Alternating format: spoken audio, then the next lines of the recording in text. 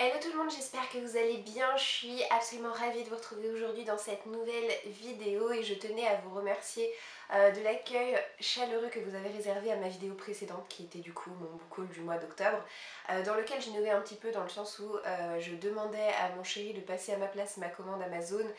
Les retours ont été nombreux en dessous de cette vidéo et vous avez été assez emballés par ce concept. Du coup je pense qu'on réitérera l'expérience en temps voulu, donc d'ici quelques mois je pense.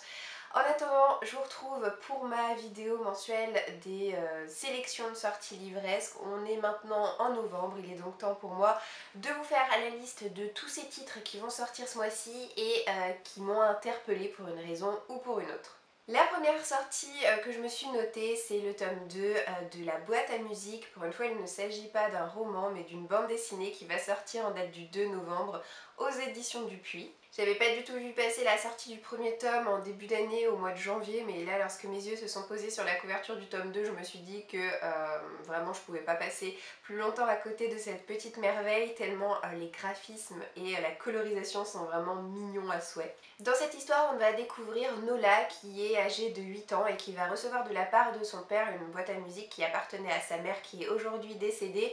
Et Nola a l'impression de distinguer des signes de vie émanant de la boîte à musique. Et de fil en aiguille, elle va rapetisser et entrer à l'intérieur de la boîte à musique où se situe un monde parallèle au sien. Nul doute en tout cas que je me procurerai le premier tome sous peu. Je retourne maintenant du côté des romans et je me suis notée la sortie du livre Le Père Noël et moi aux éditions Helium en date du 7 novembre et ce livre est écrit par Chris Mould.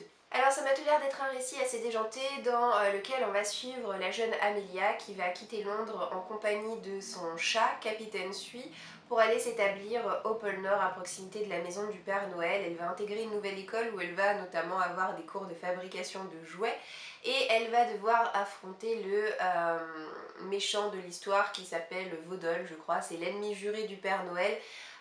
Donc encore une fois ça a l'air d'être un récit assez déjanté dans lequel on va aussi croiser le lapin de Pâques. Donc à l'approche des fêtes de fin d'année, j'avais envie de me noter un livre comme ça qui se passe en fin d'année, qui fait intervenir le Père Noël et qui a l'air d'être pour les plus jeunes et d'être particulièrement humoristique. Je reste en date du 7 novembre, mais cette fois-ci je passe aux éditions Milan puisque sortira Le Château des Brumes. C'est la nouvelle publication de l'auteur Kirsten Gir. Alors ce nom vous est peut-être familier, étant donné que c'est une auteure qui a sorti il y a déjà quelques années de ça la trilogie Rouge Rubis je crois. Alors je vous dis je crois parce qu'en fait cette trilogie je l'ai lue mais je ne l'ai pas lue en français, je l'ai lue en anglais.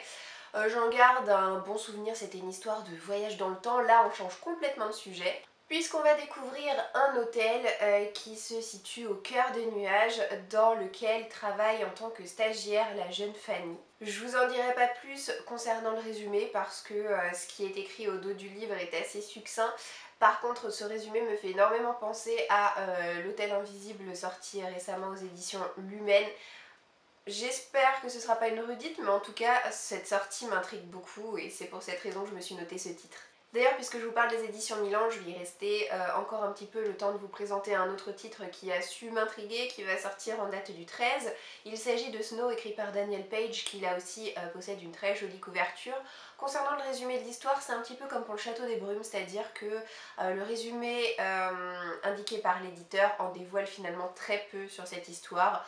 On découvre et on suit une jeune fille qui s'appelle Snow qui est internée dans un asile depuis 11 ans et il est écrit qu'elle a des colères absolument glaçantes et vu la couverture et son illustration, à mon avis, ce n'est pas qu'une façon de parler, c'est à prendre au sens propre plus qu'au sens figuré.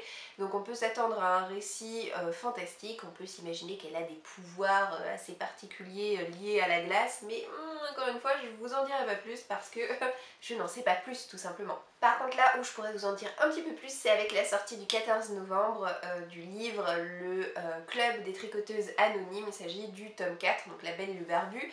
C'est écrit par Penny Reid et ça va sortir aux éditions MXM Bookmark. Je suis actuellement en train de lire le premier tome qui était présent dans ma pile à lire de congé maternité. Je possède depuis peu, hein, si vous avez vu mon dernier book haul, le tome 2 Et du coup voilà, ça va être maintenant le tome 4 de cette série qui comporte je crois pour le moment 6 tomes, je suis pas sûre qu'elle soit terminée à l'heure actuelle en anglais. C'est de la romance contemporaine, ce sont des récits feel good dans lesquels on se sent bien, dans lesquels il y a beaucoup d'humour. Comme je vous le disais, je suis en train de lire le premier tome, donc je vais pas trop vous donner mon avis sur celui-ci, c'est pas l'objet de cette vidéo, mais en tout cas c'est une histoire dans laquelle je me sens bien et c'est la raison pour laquelle je me suis noté la sortie du tome 4. Ce sont des tomes compagnons, à chaque fois on va suivre des héroïnes féminines différentes et ce tome-ci va se situer du point de vue de Ashley. Il y a 3 choses à savoir sur Ashley. D'abord, elle a 6 frères et ils sont tous barbus. Ensuite, c'est une grande lectrice et elle sait tricoter. Bien entendu, il va y avoir une romance avec, je crois que c'est un garde-chasse local, donc je suis persuadée que ce livre, lorsque j'aurai l'occasion de le lire, me fera passer un aussi bon moment de lecture que celui que je passe actuellement en compagnie du premier tome. Et alors, la sortie que j'attends avec le plus d'impatience au mois de novembre sortira en date du 14 aux éditions Casterman. Il s'agit du 3e et dernier tome de la trilogie Illuminae qui va avoir pour titre Obsidio. Et c'est toujours un récit écrit à 4 mains par J. Christophe et Amy Kaufman. Je suis tellement impatiente de l'avoir entre les mains, mais je ne suis pas du tout impatiente de lire ce livre étant donné que ça signifiera que j'aurai terminé cette trilogie qui m'aura vraiment fait vibrer, étant donné que j'aurai passé un très bon moment de lecture en compagnie du premier tome et que le tome 2 m'aura valu rien de moins qu'un coup de cœur. Pourtant, c'était pas gagné d'avance parce que Illuminae, c'est une trilogie de science-fiction pure et dure. Qu'est-ce que j'entends par pure et dure? C'est que c'est de la science-fiction qui se passe dans l'espace. On est dans un vaisseau spatial, etc. Et franchement, sur le papier, c'est vraiment pas ce qui me botte. Mais là, c'est une trilogie vraiment palpitante, absolument incroyable, très imprévisible. J'adore le format puisqu'on n'a pas un récit classique, on a au contraire un joyeux méli-mélo de dessins, de plans, de compte rendu d'analyse, de vidéos, de caméras de télésurveillance. On a des extraits de journal intime, on a des comptes rendus de réunions, des échanges de mails, enfin vous voyez c'est plein de documents comme ça, un peu en vrac, mais qui forment une histoire vraiment cohérente et surtout trépidante. Je me suis aussi noté la sortie de l'année où je t'ai rencontrée de Cecilia Ahern qui va sortir là aussi en date du 14 mai aux éditions Milady avec une très jolie couverture. J'ai lu pour le moment aucun livre de cet auteur, mais je suis assez intriguée par sa dernière publication. Cette histoire va illustrer la rencontre entre deux êtres, Matt et Jasmine, qui vont se rencontrer un soir de réveillon du nouvel an et ces deux-là n'ont absolument rien en commun et pourtant ils vont nouer une belle et solide amitié dès lors qu'ils réussiront à dépasser leurs préjugés mutuels. C'est vrai que dit comme ça, finalement on en sait peu sur cette histoire, mais en tout cas c'est une auteure qu'il me tarde de découvrir, que j'espère avoir l'opportunité de découvrir l'année prochaine, oui parce que objectivement parlant, à mon avis, même si je me procure ce livre d'ici la fin d'année, j'aurai pas le temps de le lire avant 2019. Mais au cas où, je me suis noté la sortie de ce livre. Une sortie que j'attends là aussi impatiemment, c'est celle du tome 7 de la série Gardien des Cités Perdues, écrit par Shannon Messenger, qui va paraître aux éditions Lumen. Alors c'est une série qu'on peut qualifier de série à rallonge, hein, parce que un 7e tome c'est pas rien, d'autant qu'il y en aura encore, je crois au moins 2 derrière. Dans cette histoire, on découvre la jeune Sophie Foster qui se pensait relativement normale, jusqu'à ce qu'elle soit interpellée par un elfe qui va l'emmener dans son monde et lui révéler ses origines.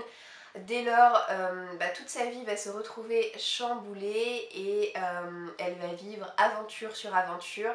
C'est une super histoire avec des personnages hyper attachants, c'est un petit peu mon rendez-vous annuel à ne pas manquer. J'ai vraiment passé d'excellents moments de lecture en compagnie de tous ces tomes dont certains m'ont d'ailleurs garanti des coups de cœur et je me languis d'avoir ce 7e tome en ma possession. J'arrive en fin de mois et je me suis notée en date du 21 la sortie chez Bayard du livre Stags écrit par M.A. Bennett. On va suivre Greer qui a 16 ans, qui vient d'intégrer un pensionnat et elle souhaite impérativement faire partie des médiévaux, qui est un club très sélect composé exclusivement de terminales. Et il va y avoir un examen d'entrée assez curieux, enfin il s'agit d'une partie de chasse, c'est une partie de chasse qui à mon avis ne concerne pas des animaux, mais des humains, je pense, hein. Après peut-être que c'est moi qui extrapole, mais en tout cas le résumé a l'air super intriguant. Mais ce qui est sûr, c'est qu'avant de craquer pour ce livre, j'attendrai que d'autres le fassent à ma place et je lirai les premiers avis avant de voir si vraiment ça vaut le coup ou pas. Mais c'est vrai que le résumé m'a énormément interpellée. Toujours en date du 21 novembre sortira aux éditions Métamorphose une nouvelle bande dessinée mettant en scène Cerise, une héroïne que j'ai adoré découvrir dans les carnets de Cerise. Là ça va être les carnets de Cerise et Valentin. Donc toujours écrit par Joris Chamblin et illustré par Aurélie Néré. En fait c'est pas du tout une suite à la série principale, c'est plutôt un hors-série qui va posséder un format plus petit, qui va d'ailleurs avoir davantage de pages de journaux intimes que de bandes dessinées, et qui sert tout simplement à célébrer les 10 ans de la collection Métamorphose. Nul doute que je me procurerai cette bande dessinée parce que, une fois de plus, j'adore Cerise, c'est une héroïne que je trouve vraiment touchante et j'apprécie beaucoup les formats de cette bande dessinée, donc je suis vraiment heureuse de voir que c'est une sortie qui approche à grands pas. L'avant-dernière sortie que je me suis notée pour le mois de novembre va sortir en date du 22 dans la collection R de Robert Laffont. Il s'agit de Dry, c'est la nouvelle publication de Neil Shusterman qu'il a écrit à quatre mains avec Jarod, il me semble que c'est son fils je crois. En tout cas, Neil Shusterman, c'est l'auteur de la série La Faucheuse, pour lequel j'ai lu le premier tome qui m'avait énormément plu, qui m'avait valu un coup de cœur. Je possède d'ailleurs le tome 2 mais que je n'ai pas encore trouvé le temps de lire. J'ai récemment lu de cet auteur dans un tout autre registre, Le goût amer de l'abîme, et là à mon avis il nous réserve encore tout à fait autre chose dans Dry. Alors Dry, c'est un roman catastrophe qui se passe en Californie. Il y a une sécheresse incroyable qui amène à de nombreuses interdictions. On n'a pas le droit de remplir sa piscine, on n'a pas le droit d'arroser sa pelouse, il faut vraiment économiser l'eau jusqu'au jour où les robinets s'arrêtent de couler pour de bon. Du coup ça va être une véritable guerre de voisinage qui va commencer à s'installer, puisque chaque voisin va se dresser contre son voisin d'à côté et ça va être une véritable lutte pour sa survie. Notre héroïne s'appelle Alyssa, elle doit s'occuper de son petit frère puisque ses parents sont partis et ils ne donnent désormais plus signe de vie. Alyssa va devoir donc tout tenter pour réussir à survivre au moins un jour de plus. Nul doute que je me procurerai ce livre, je veux dire, j'ai tellement aimé La Faucheuse, j'ai beaucoup aimé Le goût amer de l'abîme, c'est évident que je me procurerai Dry et j'espère vraiment l'apprécier. Et je termine par la sortie en date du 22 novembre du tome 3 de la série Une braise sous la cendre, écrit par Sabaa Tahir, qui va sortir aux éditions PKJ. Alors pour le coup, j'ai lu le premier tome mais il y a un bon moment de ça, je lui avais mis la note de 4 sur 5, j'avais vraiment beaucoup aimé cette lecture. J'ai le tome 2 en ma possession, je l'ai toujours pas lu, mais j'appréhende un petit peu ma lecture étant donné que j'ai finalement assez peu de souvenirs de l'histoire principale. Du coup, pour vous résumer cette histoire, il a fallu que je recherche dans ma chronique ce que j'avais bien pu écrire sur le sujet, donc c'est vous dire à quel point je vais être un petit peu embêtée lorsque viendra le moment de lire le tome 2. On est dans le registre de la fantaisie et les martiaux, qui sont un peuple guerrier, ont pris le pouvoir de l'Empire par la force. Et ils ont relégué les érudits avec lesquels ils partageaient auparavant le pouvoir au rang de simples esclaves, et désormais la lecture est un acte punissable de mort. Darin, qui est un érudit, va être arrêté par les martiaux et condamné à mort, et Laia, sa petite sœur, qui est donc l'un de nos deux personnages principaux de cette série, va tout faire pour sauver le seul membre encore en vie de sa famille. Donc pour ce faire, elle va intégrer la résistance. Elle va accepter de passer un marché avec eux, et ce marché va consister à infiltrer Blackcliff, qui est l'école qui forme l'élite des martiaux. Et faisant partie de cette école et de cette fameuse élite figure notre second personnage principal qui s'appelle Elias. Et c'est un roman d'aventure assez épique, et j'aimerais en fait relire le premier tome avant de me lancer à l'assaut de la suite, sauf que je sais pertinemment que je n'aurai jamais le temps de relire dans l'immédiat le premier tome. Ça y est, j'en ai fini avec les sorties du mois de novembre. Vous voyez qu'il y en a vraiment beaucoup qui me tentent ce mois-ci, et encore la liste est très longue. Il a fallu que je fasse certains choix parce que sinon cette vidéo aurait duré encore plus longtemps. Mais voilà les titres principaux qui ont su retenir mon attention. J'espère en tout cas que cette vidéo vous aura plu. Je vous souhaite de passer une très bonne journée et je vous dis à bientôt dans une prochaine vidéo. Ciao ciao!